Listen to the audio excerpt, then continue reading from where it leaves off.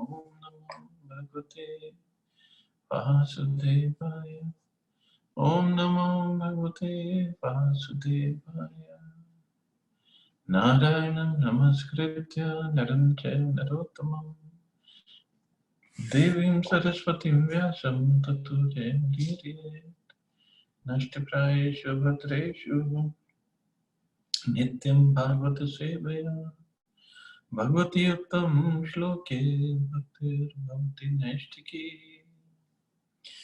So continuing with the discussion on Srimad Bhagavatam, Canto 3, Chapter 29, Explanation of Devotional Service by Lord Kapila. Text number 18 onwards. Adhyatmikan Shravanam Nam Sankirtanacha me Arjaven Narya Sangena Nirahankra Kriya Tatha. A devotee should always try to hear about spiritual matters and should always utilize his time in chanting the holy names of the Lord. His behavior should always be straightforward and simple. And although he is not envious but friendly to everyone, he should avoid the company of persons who are not spiritually advanced. In order to advance in spiritual understanding, one has to hear from authentic sources about spiritual knowledge. One can understand the reality of spiritual life by following strict regulative principles and by controlling the senses. To have control, it is necessary that one be non-violent and truthful, refrain from stealing, abstain from sex life, and possess only that which is absolutely necessary for keeping the body and soul together. One should not eat more than necessary. He should not collect more paraphernalia than necessary. He should not talk unnecessarily with common men, and he should not follow the rules and regulations without purpose. He should follow the rules and regulations so that he may actually make advancement. Wow. There's so many qualities Lord Kapila is mentioning in devotion service. So, strictly following the regulative principles, controlling the senses, one should hear from the right sources, authentic sources. And then one should not eat more than necessary, should not collect more paraphernalia than necessary. He should not talk unnecessarily with common men. And he should not follow the rules and regulations without purpose. Means he should know why he is following the rules and regulations. Sometimes we get so much carried away by the rules and regulations that we forget the real purpose. Just like Ekadashi. Okay, wonderful day to fast on. But what do we fast for? Is the Fasting important, or knowing the purpose of fasting and then fasting is important? Is it just like it is said? Are we just trying to starve ourselves, or we are fasting? They're two different things. And many times I have seen devotees argue about what we can eat on Ekadashi and what we cannot eat on Ekadashi. Yes, certain rules Prabhupada laid down, like no grains and beans, like no rice, no dal, no atta. And we can go a little bit further, but Prabhupada just stopped at that. He said, that's it. Just chant more rounds and do more service. But sometimes devotees really get into, okay, this food is from that family and anatomically, and this food from that family, so we can have this and we cannot have this. And they get very strict about what we can eat. But what about the chanting? What about the other items that Prabhupada said? In fact, one devotee once came to me. He was new to my class in Delhi. And somehow he said, oh, on Ekadashi, Prabhuji, on Ekadashi, I don't even brush my teeth. I said, why? What's wrong with the brushing the teeth? He said, no, you don't know what kind of things they add in the toothpaste. So if it goes inside my stomach, my fast will be broken. I was like, okay, that's up to you, but don't come to my class on Ekadashi. I don't want to smell the bad breath everywhere. So we are forgetting the real purpose of Ekadashi. That's where the problem is. So it's not just starving, it's fasting. Fasting means, it's called vrata, it's called upvas. Upvas means, up means close and vas means position ourselves. So we position ourselves close to the Lord. That is what upvas is. But we should not forget the real purpose behind the rules and regulations. And then Prabhupada is writing that one should be simple. Okay, so the next paragraph he says, there are 18 qualifications mentioned in Bhagavad Gita, among which is simplicity. One should be without pride. One should not demand unnecessary respect from others. And one should be non-violent. Non-violent quality came earlier also. So one should not demand unnecessary respect from others. In fact, this is the key verse of Shikshashtakam. Trinada Peshanichena Taroriva Sahishnana Manina Manadina Kirtanya Sadhanari. So Amanina, he does not, a devotee should not ask for respect from others. Not demand, should not even ask, should not even expect any respect from others. But still give respect to everybody else. So in that mood of humility, tolerance, not expecting any respect and still giving respect, in that mood he can chant the holy names constantly. Kirtanya Sadahari. So the whole purpose is to do Kirtanya Sadahari. Whole purpose is not to get respect or expect any respect from others.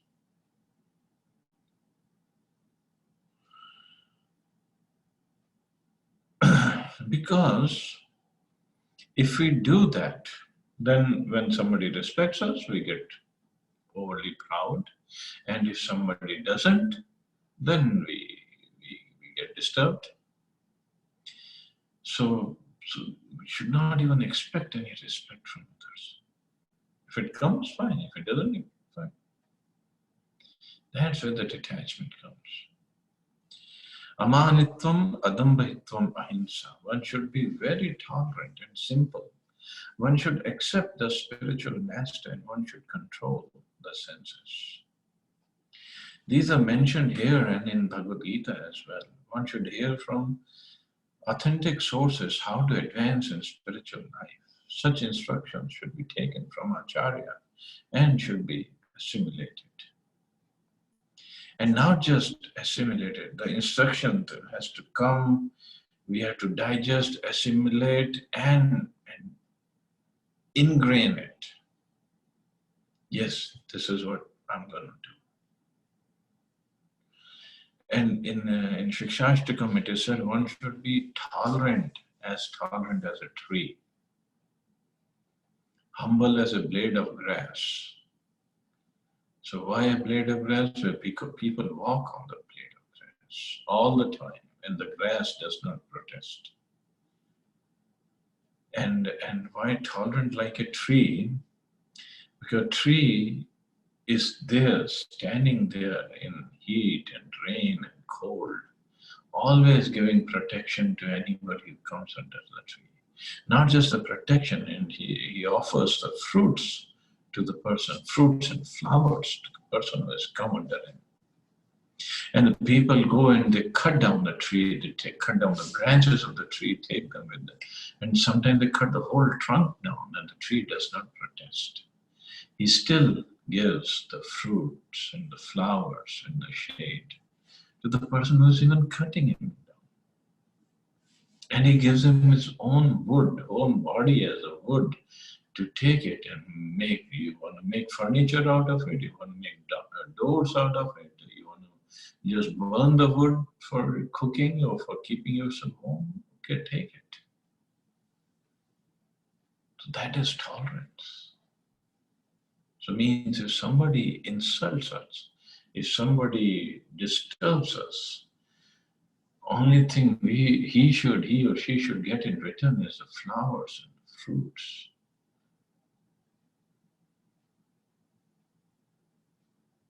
These are wonderful qualities, and these are the original qualities of the soul. And nothing is extraneous, nothing is superficial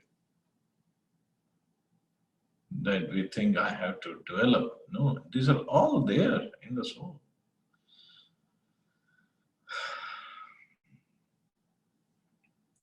It is especially mentioned here, Nam Sankirtanacha. One should chant the holy names of the Lord. Hare Krishna, Krishna Krishna, Hare Hare. Hare Ram, Ram Ram, Hare Hare. Either individually or with others. Lord Chaitanya has given special stress to chanting of these holy names of the Lord as a basic principle of spiritual advancement. Another word used here is arjavena, meaning without diplomacy. A devotee should not make plans out of self-interest. Of course, preachers sometimes have to make plans to execute the mission of the Lord under proper guidance, but regarding personal self-interest, a devotee should always be without diplomacy. And he should avoid the company of persons who are not advancing in spiritual life. The devotee should always be without diplomacy, means without playing any political games, politics among others, among colleagues or among co-devotees or in the temple or anywhere. What is diplomacy? What is politics? Politics is when we are putting our self-interest over somebody else's.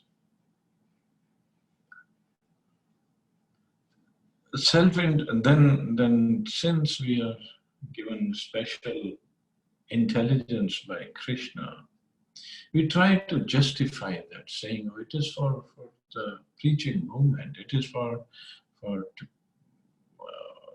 glorification of Krishna.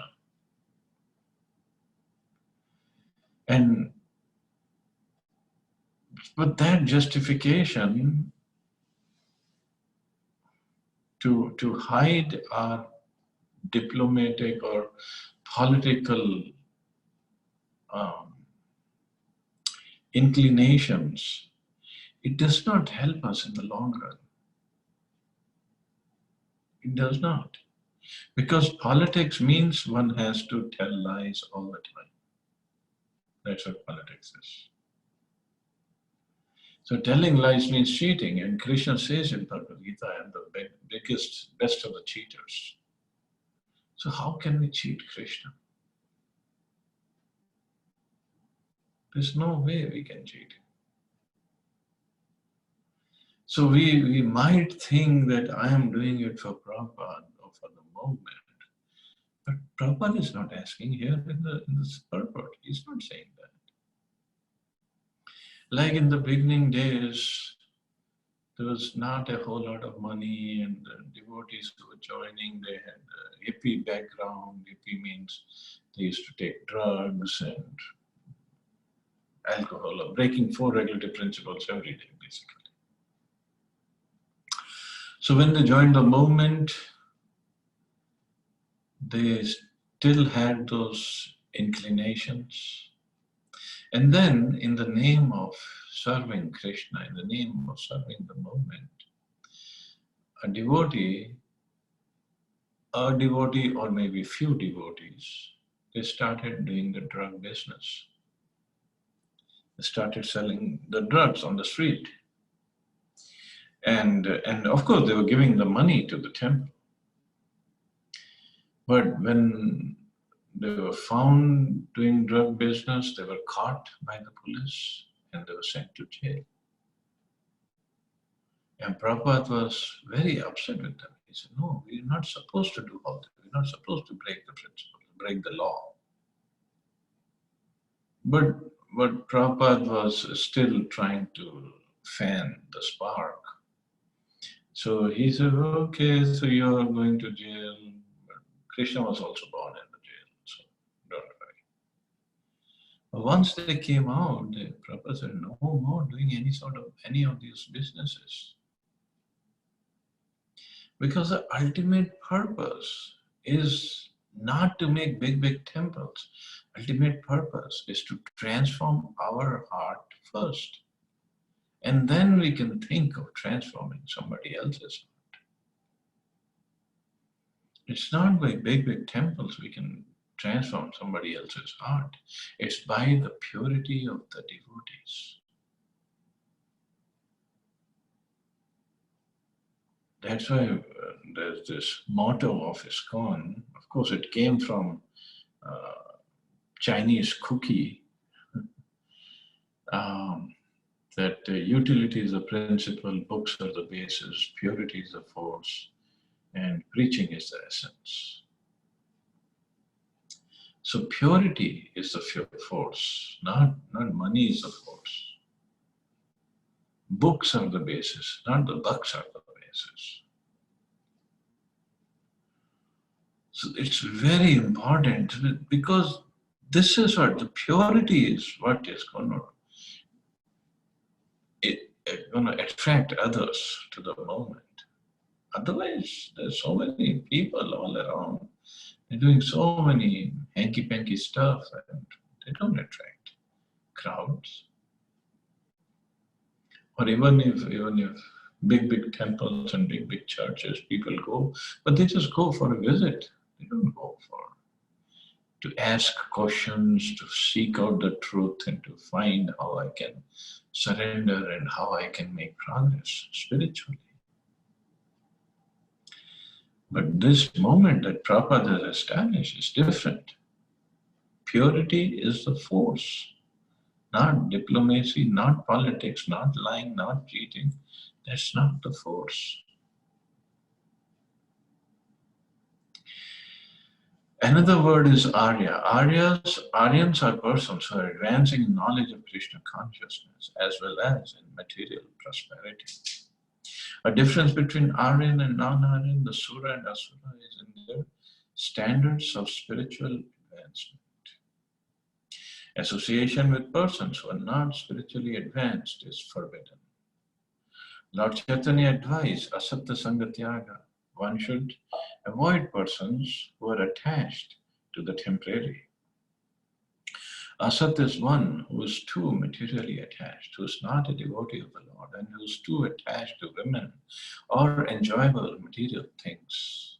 Such a person, according to Vaishnava philosophy, is a persona non grata. So one should try to avoid the association of materialistic-minded people as much as possible. Very, very important, because the association that we keep, it actually starts influencing us. So non-association doesn't mean we don't even go and talk to any materially inclined person. Then we won't be able to talk to anybody. So in the office, we have to talk to people. In the relatives, we have to talk to people.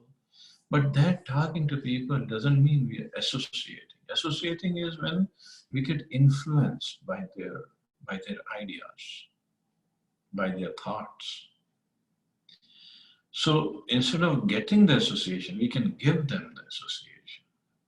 Well, that's only possible if we have made some advancement, that we are fixed up with the philosophy. So that's why Mahaprabhu said, and in the scripture it is association with persons who are not spiritually advanced is forbidden, but we can give them our association. That is always recommended. Otherwise, how are we going to preach? Who are we going to preach to?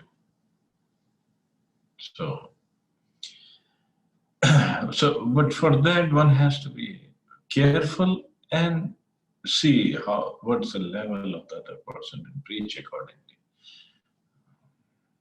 We cannot preach the way Prabhupada preached. He called, even in America, big professors and businessmen and entertainers, he called them rascals on their faces. We cannot do that.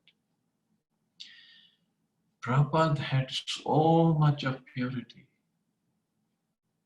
The person, if he was calling rascal, the person understood that Swamiji is my best well-wisher. If I go and call somebody a rascal in my preaching, then that person, the best will be I'll never see him again. The worst will be he might beat me up. I'm not that pure. I'm not at all pure. But Prabhupada could do that. That's a huge difference. So it's not the words that connect with people, that transform people. It's who is saying those words and how is he saying those words. So for the process, we have to become pure. We have to become more advanced. Then we preach, and then it will be very effective. Prabhupada could preach like that. We can't.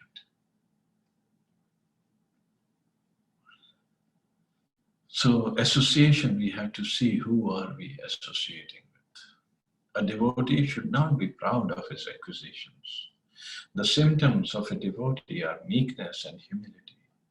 Although spiritually very advanced, he will always remain meek and humble, as Kaviraj Goswami and all other Vaishnavas have taught us by their personal example. Chaitanya Mahaprabhu taught that one should be humbler than the grass on the street and more tolerant than the tree. One should not be proud or falsely puffed up. In this way, one will surely advance in spiritual life. And this humility doesn't mean we become so meek, oh, I'm nothing, Prabhuji. Humility, all it means is, if you think that way, then Prabhupada was not even humble. He never said, I'm nothing. Of course, he gave all the credit to his Guru Maharaj. And that's the right humility. Humility means one understands his position, that everything that I have, even the knowledge or even the followers, money, whatever is coming, is by the mercy of Krishna only. I have no qualities to attract all this. On my own, I don't even have the proper understanding or proper knowledge by which to preach. Means to understand I have no qualities, everything is coming to me by mercy of Krishna. So my purpose of life is to use everything in the service of Krishna, because nothing belongs to me anyway. So that is real humility. And if we look at, actually nothing belongs to me. What can a 10,000 part of the tip of the hair have, knowledge-wise and qualities-wise? Nothing.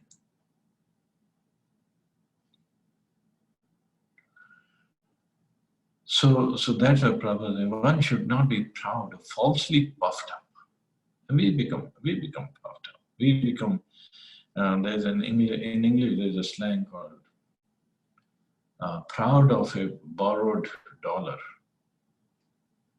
So the money does not belong to us, but somehow Krishna has made us in charge of the money or the material possessions, and we become puffed up. Oh no, it's my money. Just like a beggar, two beggars were there, and somehow one beggar got $1 charity, or somebody gave him $1, and he became proud. See, I'm richer than you are. He told the other beggar, and you should follow my instructions now. I'm richer than you. Getting proud of a borrowed dollar, and this is our position actually. Nothing belongs to us. Nothing. Not even this body belongs to us. and we become so proud. I am this, I am that. And now look at this coronavirus. I mean, just a microorganism, and he's just cutting everybody to the sides, bringing the big, powerful nations to its knees, and basically telling everybody, you guys are nothing in front of me, and you are very proud of the weapons and the technology and the money and the resources that you all have. It should not be. I mean, of course, coronavirus is an energy of Krishna, and a very minute spark of his splendor, that's his energy. And this energy only we cannot contain, we have no cure for this. So all we have to do, understand our position and surrender to Krishna. Pray to him. Yes, you have given me whatever possession, whatever qualities you have given me. Just engage me in your service like a puppet. Just use me in your service the way you want me to use, the way you want to use. And that's the right mentality, instead of becoming puffed up. So wonderful qualities that we have to develop, or they are there, and just we have to bring them forth. And this will be learn of more qualities later on, and how to make progress. So we'll stop here. See anybody has any questions or comments?